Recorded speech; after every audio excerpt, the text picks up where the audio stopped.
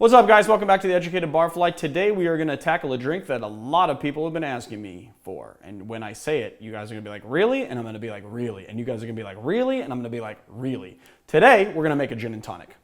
Now, all right, everybody. You said your reallys. I'm going to say, really, yes, we're going to make a gin and tonic. It is a simple drink, but it's actually a little bit more complicated than you're thinking.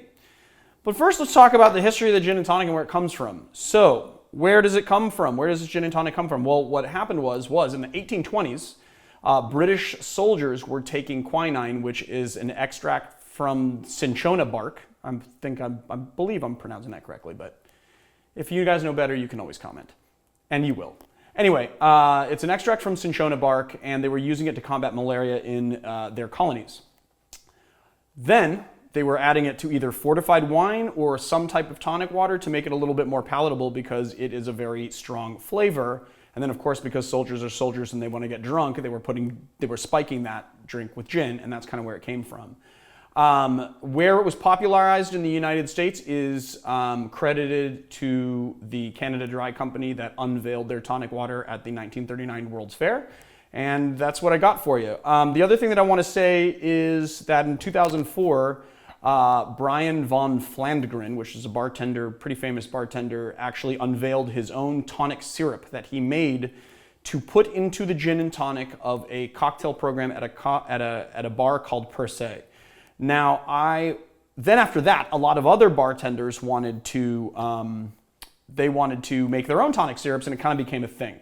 I've done a lot of experimentation with commercially available tonic syrups. I have not tried to make them on my own, and I will say the syrups that I have messed with in the past have been very difficult to dial in the ratio of sparkling water to tonic syrup to get it to taste right. So I implore you, unless you are Dave Arnold, please don't try to make your own gin and tonic.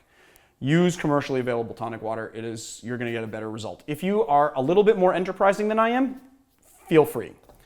So today we're using East Imperial tonic water, not a tonic water that I actually haven't used very much on this series. It is made in New Zealand. It is very, very, very, very high quality, wonderful, natural, no added flavors, made in New Zealand. What more can I say? You should try it.